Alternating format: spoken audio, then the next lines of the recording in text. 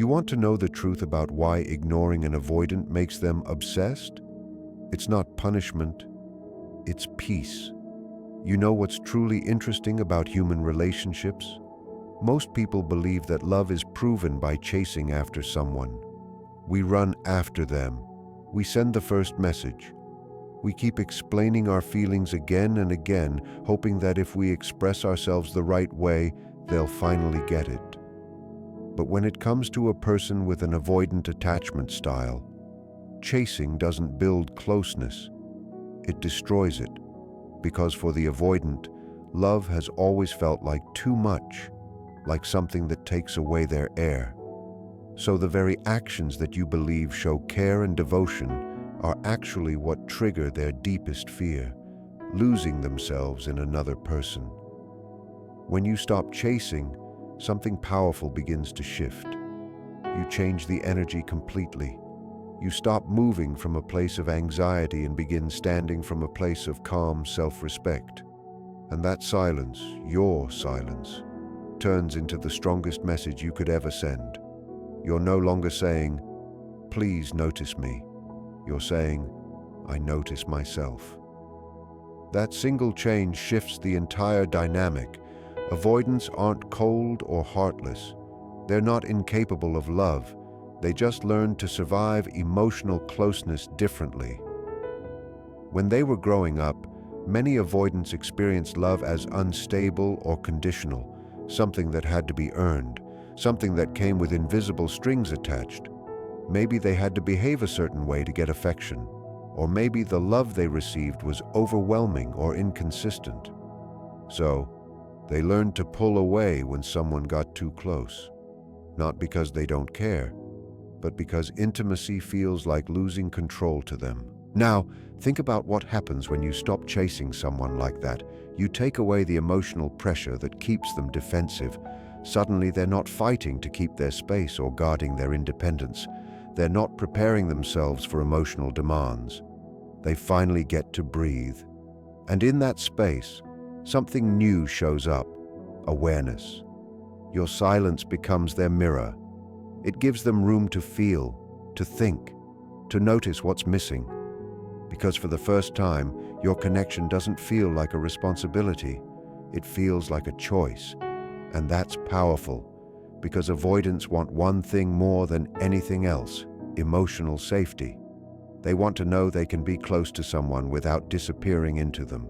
When you stop chasing, you're not abandoning them. You're showing them what real safety feels like. You're showing them that love doesn't have to chase to be real.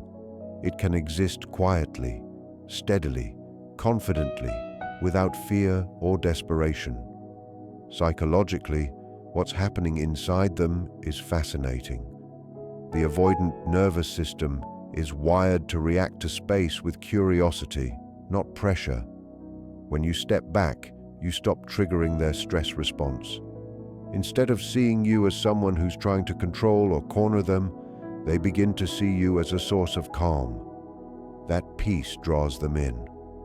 The silence turns magnetic. It's one of the great paradoxes of human connection. When you stop needing someone, they start to feel safe wanting you. And that's when they begin to notice all the small things: the calm energy you carry, the absence of drama, the quiet strength in the way you walk away without bitterness. That steadiness becomes unforgettable. Because deep down, avoidants don't trust emotional chaos. They trust consistency. And your silence, it's consistent, it's clear. It shows boundaries without having to speak them. What you're really saying without words is this: I'm not here to control you. I'm not here to convince you. You're free to come when you're ready. And that kind of freedom, that message, is exactly what the avoidant secretly craves. It lets them approach love at their own speed.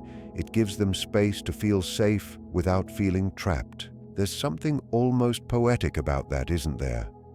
The idea that love doesn't need to be proven. It needs to be felt.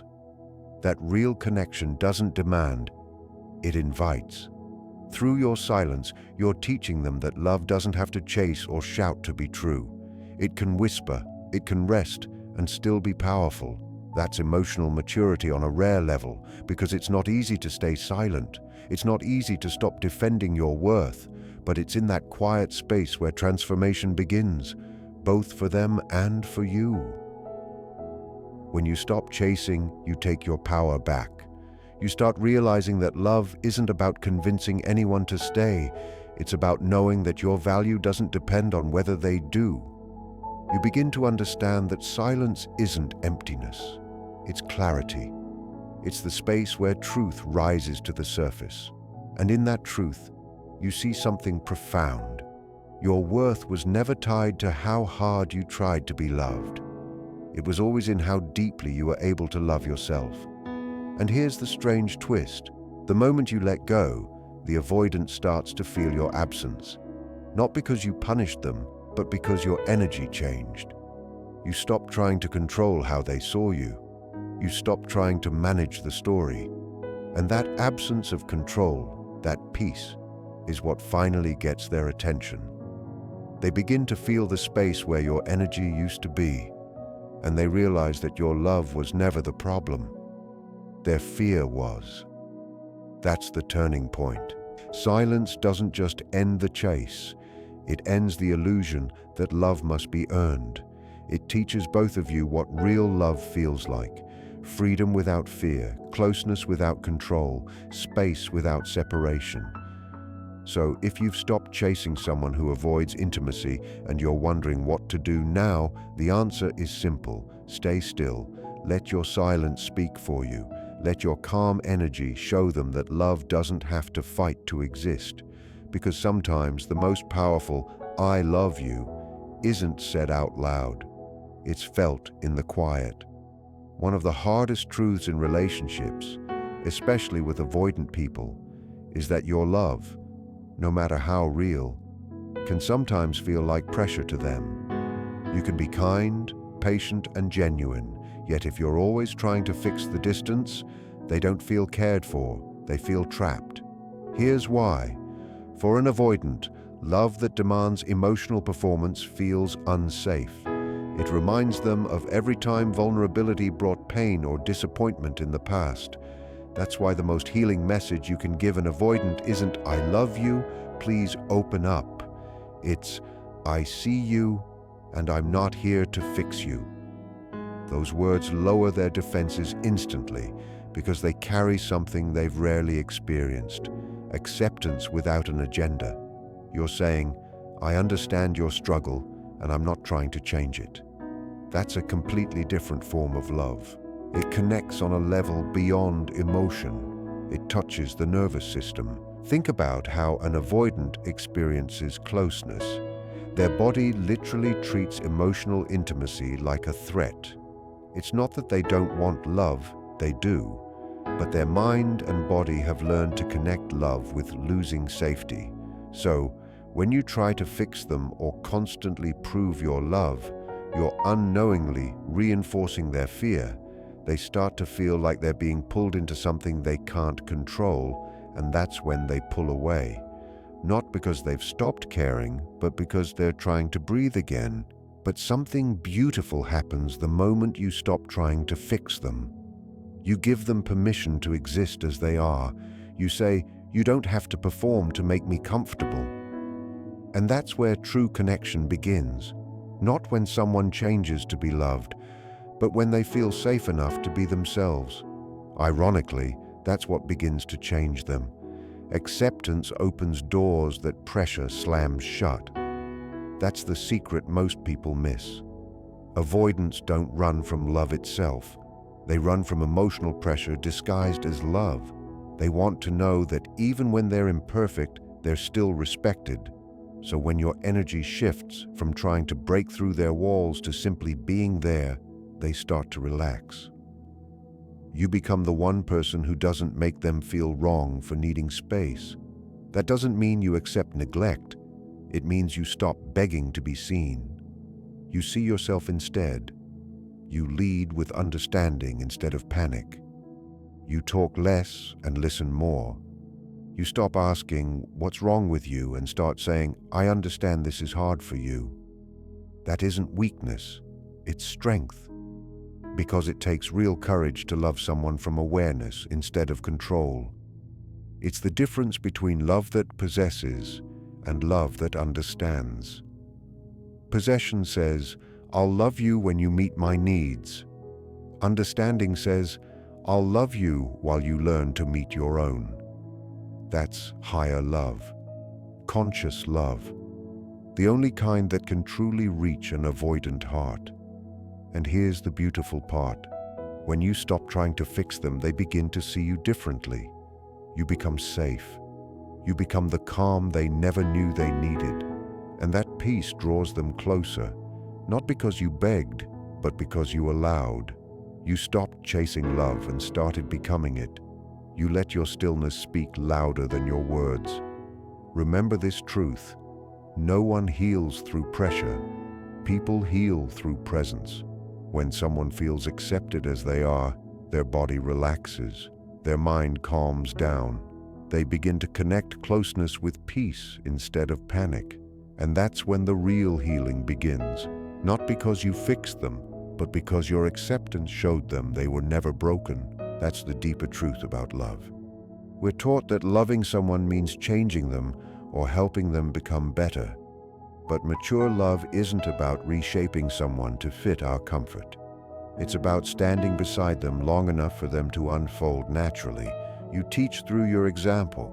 You show them that calm love exists. You become the steady energy they didn't believe in. Sometimes that means saying less and doing less. It means keeping your peace even when they distance themselves. Because every time you react to their pulling away with fear, you confirm their worry. But every time you respond with calm self-respect, you teach safety. So when you say, "I see you and I'm not trying to fix you," you're not giving up. You're growing up. You're choosing connection over control. You're saying, "I love you enough to let you be yourself, even when it's uncomfortable." And that kind of love, that's strength, not surrender. Because here's the truth. You can't heal someone who doesn't feel safe, but you can help them feel safe enough to heal themselves. It all begins with your energy, your boundaries, your understanding that love isn't about rescuing, it's about respecting. So the next time you feel like chasing, explaining, or fixing, pause. Breathe. Remember that acceptance isn't weakness. It's one of the most powerful forms of love there is. If you can hold that kind of space long enough, one day, the avoidant who ran from closeness will look back and realize you were never a threat. You were home. There comes a specific moment that changes everything when you love an avoidant. It's the moment you stop needing them to choose you. The moment you understand that love built on chasing isn't love, it's fear. Avoidant people don't fall in love with the ones who chase them. They fall for the ones who stand still in their worth. Because for someone who's spent their life running from emotional chaos, calm confidence feels like home. When you finally stop chasing, something inside you shifts completely. You're no longer reaching out to prove your worth or seeking constant reassurance. You're living it. You're saying silently, "I'll be fine whether you stay or not." And that quiet truth speaks louder than anything you could ever say. It's the energy of emotional independence. It's the silent message the avoidant secretly needs to hear, but doesn't know how to ask for. The truth is, the avoidant doesn't consciously want to hurt you. They're not pulling away to punish you or play games. What they're really doing is trying to protect themselves from a level of emotional closeness that feels too heavy to handle. They learned long ago that getting too close often means losing control, so keeping distance became their way to stay safe. But here's where everything starts to shift. When you stop reacting to their withdrawal, when your calm no longer depends on what they do or say, you flip the entire emotional dynamic. Because for an avoidant, control is everything. They manage closeness, timing, and emotion because they've never trusted love to be steady. Yet when you stay centered, when you don't get pulled into their emotional detachment, something powerful happens. You become the peace they've never felt before. You're no longer part of the chaos that rules their world. And that's when curiosity starts to replace fear. Think about it. People are drawn to what they can't easily control. Your calmness becomes the one thing they can't predict or manipulate. That stability, that quiet peace, becomes magnetic because for the avoidant, peace feels foreign, and humans are drawn to what feels new but safe at the same time. Without saying a single word, you're showing them that love doesn't have to mean losing themselves. You're modeling a new kind of connection, steady, grounded, and free from control. This is where love gains real depth. Real love isn't dependency.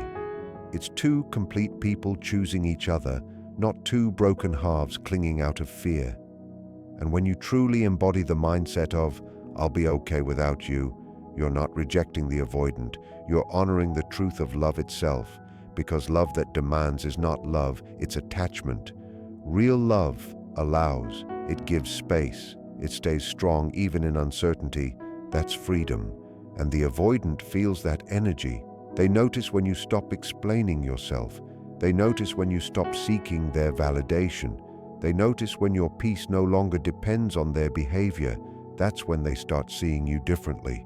Not as someone chasing them, but as someone who understands them on a deeper level. And that's powerful, because an avoidant's greatest fear is being swallowed by someone else's emotions. When you show them you can love without losing yourself, you become the safest person they've ever known.